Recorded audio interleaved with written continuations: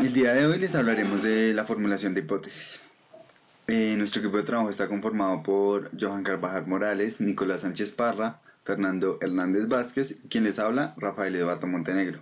A continuación los dejaré con mis compañeros, quienes les empezarán a explicar acerca del tema. Como primera pregunta que nos planteamos para la exposición es ¿qué son las hipótesis? Bueno, como definición tenemos que las hipótesis son las guías para una investigación o estudio o primer estudio. Las hipótesis nos indican lo que tratamos de probar y se definen como explicaciones tentativas del fenómeno investigado o que se va a investigar. Se derivan de la teoría existente y deben formularse a manera de preposiciones. Otra pregunta que nos planteamos es si en toda investigación cuantitativa debemos plantear una hipótesis. La respuesta es que no. No es necesario que en todas las investigaciones cuantitativas debemos plantear hipótesis. El simple hecho de que formulemos o no hipótesis depende de un factor esencial, el alcance del estudio. Las investigaciones cuantitativas que formulan hipótesis son aquellas cuyo planteamiento define que su alcance será relacionado o explicativo, o las que tienen un alcance descriptivo, pero que nos intentan pronosticar una cifra o un hecho. ¿Las hipótesis son siempre verdaderas? Las hipótesis no necesariamente tienen que ser verdaderas, pueden serlo o no y pueden comprobarse mediante datos. Al formularlas, el investigador no está totalmente seguro de que se vayan a comprobar. Como ejemplo, tenemos que un ejemplo es que las familias que viven en zonas urbanas tienen un menor número de hijos que las familias que viven en zonas rurales. Esto puede ser comprobado o no. En cambio, si una persona sostiene lo anterior basándose en datos o en censos, en censos efectuados en su país, no establece una hipótesis, sino que afirma un hecho. ¿Qué son las variables? Como definición tenemos que una variable es una propiedad que puede cambiar y cuya variación es susceptible a medirse u observarse. Como ejemplos de variables tenemos el género, la motivación hacia el trabajo, atractivo físico, aprendizaje de conceptos, religión, resistencia a un material, etc. ¿Por qué las variables son importantes? Porque generan valor a la investigación científica cuando llegan a relacionarse con otras variables, es decir, si forman parte de una hipótesis o una teoría. Bajo un enfoque cuantitativo nos podemos plantear de dónde surgen las hipótesis. Si hemos seguido paso a paso el proceso de investigación, es muy normal que las hipótesis surjan del planteamiento del problema. Se vuelve a evaluar y si es necesario se replantea después de revisar la literatura el planteamiento de nuestra hipótesis. Es decir, provienen de la revisión de la literatura. El origen que podemos dar a las hipótesis es a partir de postulados de una teoría, del análisis de la teoría y de generalizaciones a partir de la experiencia pertinentes a nuestro problema de investigación y de estudios revisados o antecedentes consultados.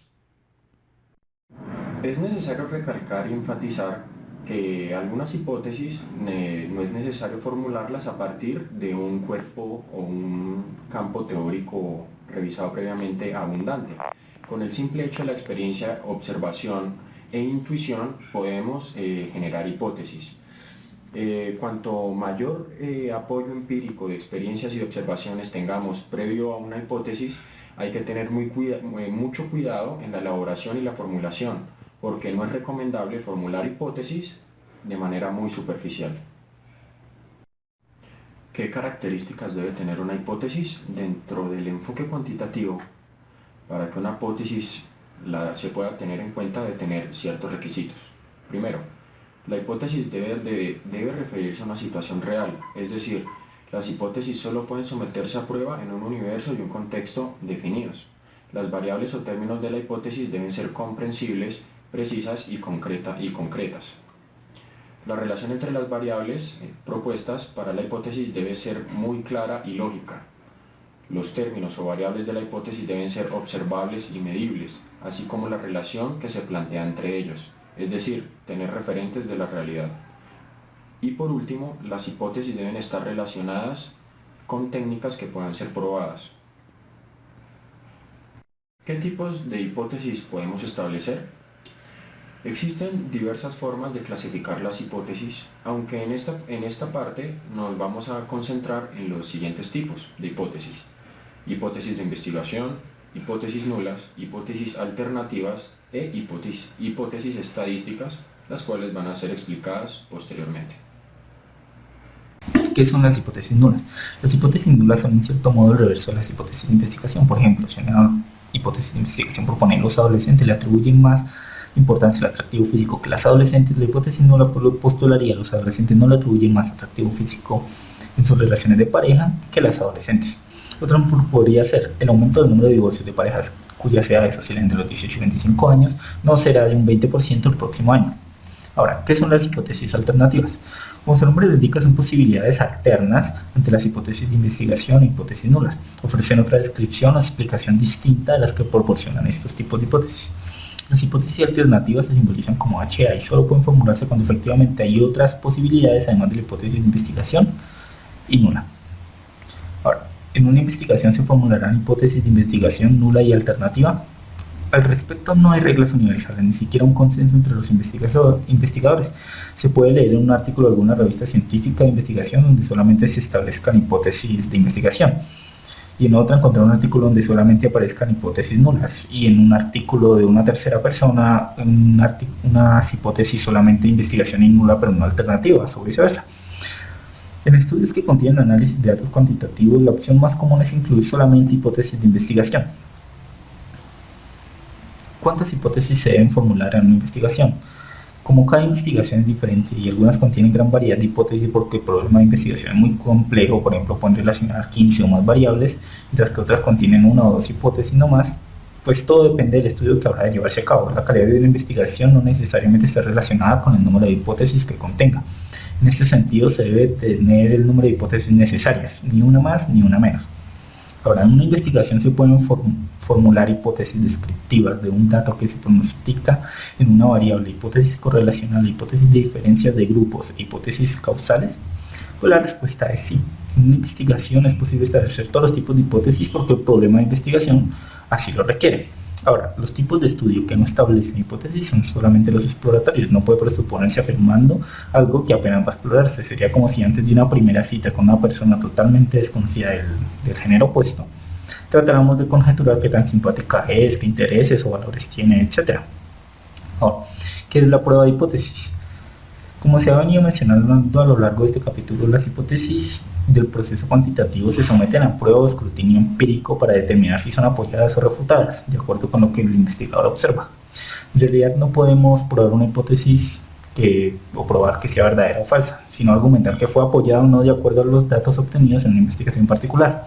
Cuantas más investigaciones apoyen a una hipótesis, pues más credibilidad tendrá. Por supuesto, será válida para el contexto en el que se comprobó y al menos así lo es probabilísticamente. Las hipótesis en el enfoque cuantitativo se someten a prueba en la realidad. Cuando se aplica un diseño de investigación, se recolectan datos con uno o varios instrumentos de medición y se analizan e interpretan esos mismos datos. Las hipótesis constituyen instrumentos muy poderosos para el avance del conocimiento, puesto que, aunque sean formuladas por el ser humano, pueden ser sometidas a pruebas y demostrarse como probablemente correctas o incorrectamente, sin que interfieran los valores o las creencias del individuo. Bueno, continuando con la exposición, hablaremos de la utilidad de las hipótesis. Principalmente las hipótesis cumplen 4 funciones o utilidades. La primera consiste en que son guías de investigación en el enfoque cuantitativo. Esto quiere decir que nos dan una ruta a seguir para nuestra investigación, para comprobar nuestra teoría. Implica que nos ordena de una u otra forma de manera jerárquica los pasos que debemos seguir para cumplir los objetivos de nuestra investigación, debido a que es una forma más organizada de hacer las cosas, y pues que la recolección de datos y la evidencia estadística son muy importantes en este proceso. La segunda es que tiene una función descriptiva y explicativa según sea el caso. ¿Esto qué quiere decir? Como las hipótesis se basan en la recolección de información y en una forma cuantitativa, a medida que vamos recogiendo esta información se convierte en evidencia. Esa evidencia puede ser positiva o negativa. Pues si es positiva será muy bueno para nosotros porque quiere decir que lo que estamos investigando va por muy buen camino, pero no nos debemos desanimar si también tenemos evidencia negativa, porque igual de las dos maneras nos están generando información acerca del fenómeno que estamos estudiando. Entonces es muy importante tanto la evidencia positiva como la evidencia negativa, que nos llevan a describir y explicar nuestra teoría. Como tercer punto tenemos que sirven para probar teorías.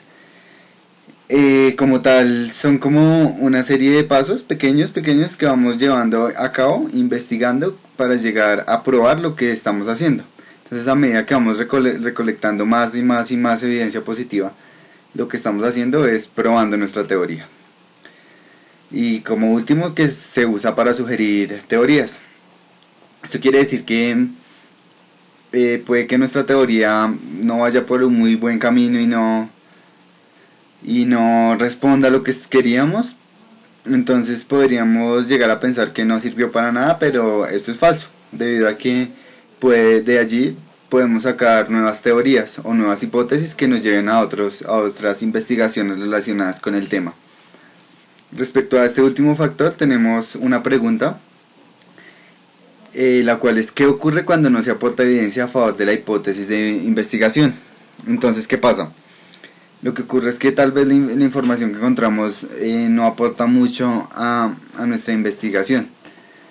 Entonces, lo que debemos hacer es dejar de pensar, digamos, que nuestra investigación fue inútil, sino que debemos verle el lado positivo a las cosas, y es que vamos a ir estrechando el campo en el cual debería llegar la respuesta.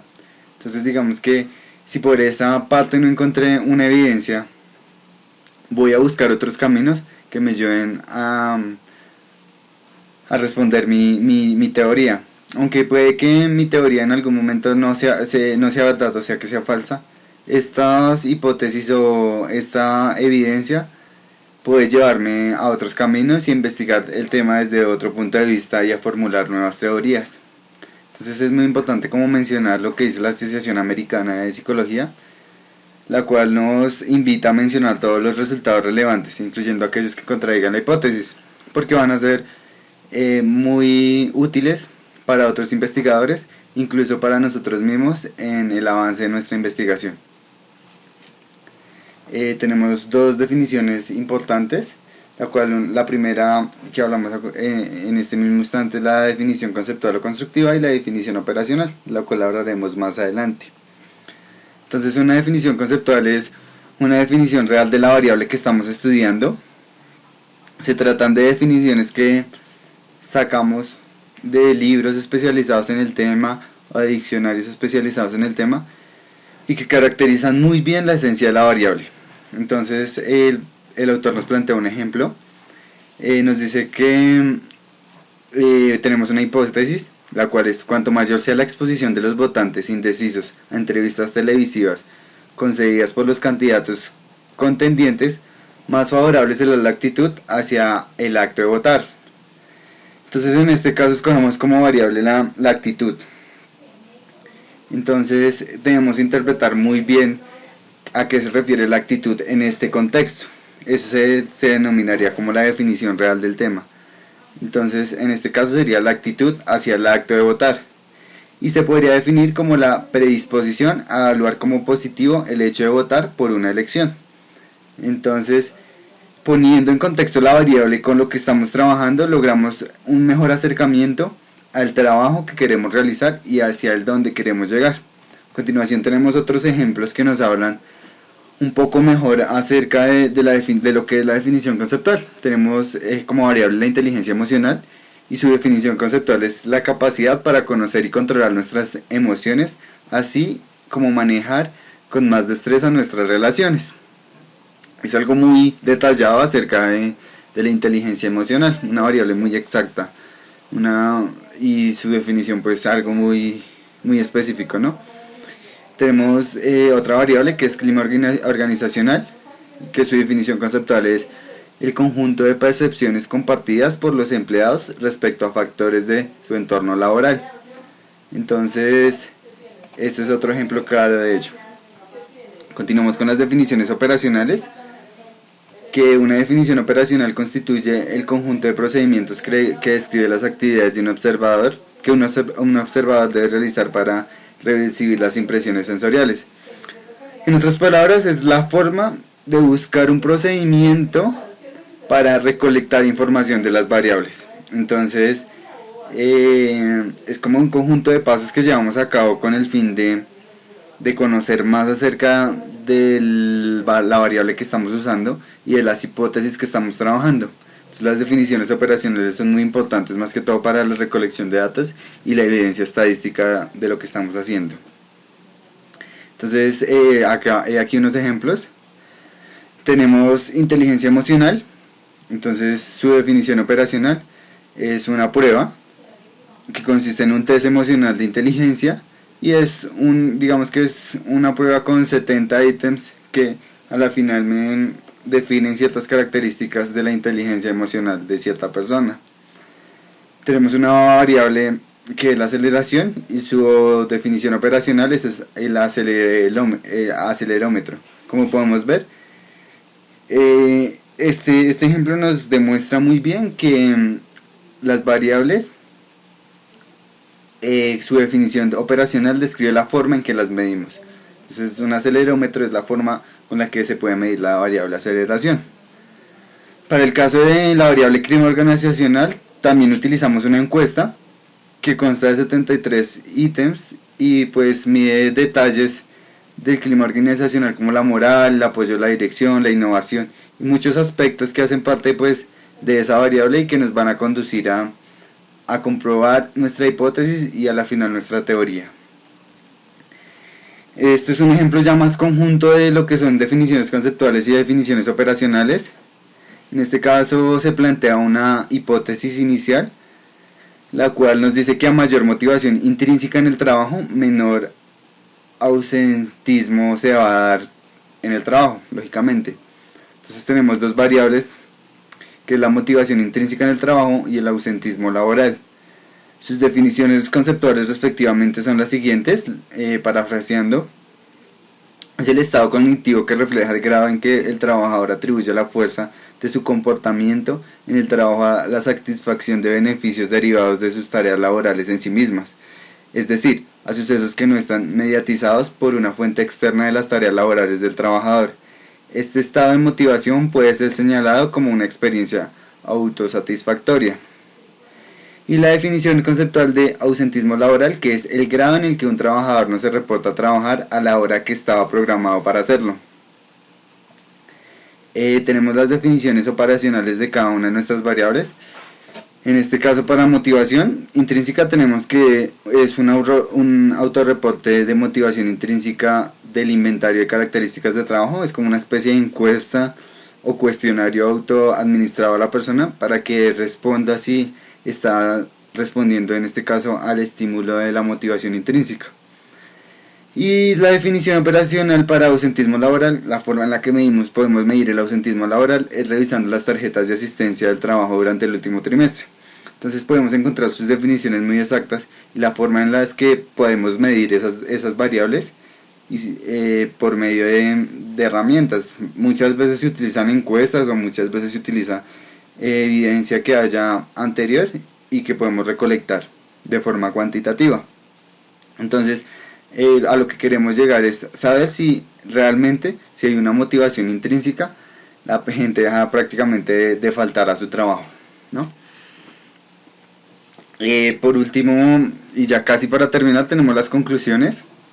La primera nos dice que las hipótesis son proposiciones tentativas acerca de las relaciones entre dos o más variables y se apoyan en conocimientos organizados y sistematizados. Esto quiere decir que las hipótesis son un conjunto de variables que podemos medir y que nos van a brindar una información.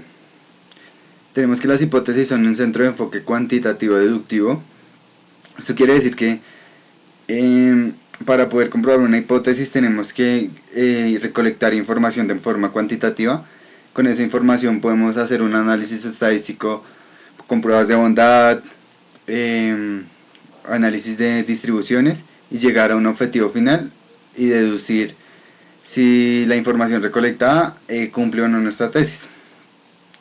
Tenemos que la hipótesis contiene variables, como ya lo hemos mencionado muchas veces, que estas son propiedades cuya variación son susceptibles a ser medida, observada o inferida. Por último, tenemos que las hipótesis surgen normalmente del planteamiento del problema y la revisión de la literatura, y algunas veces a partir de teorías. Entonces, pues para sacar las hipótesis muchas veces lo que hacemos es revisar literatura o partir de nuestra teoría planteada y allí como subdividirla en pequeñas cosas que podemos ir buscando al fin de ver si es verdadera o falsa. Por último tenemos la bibliografía, pues principalmente esta presentación es sacada del libro de metodología de la investigación del autor Sampieri. Su editora es McGraw-Hill y fue publicado en 2006. Esta es la 5ª edición. Muchas gracias, espero haya quedado claro el tema.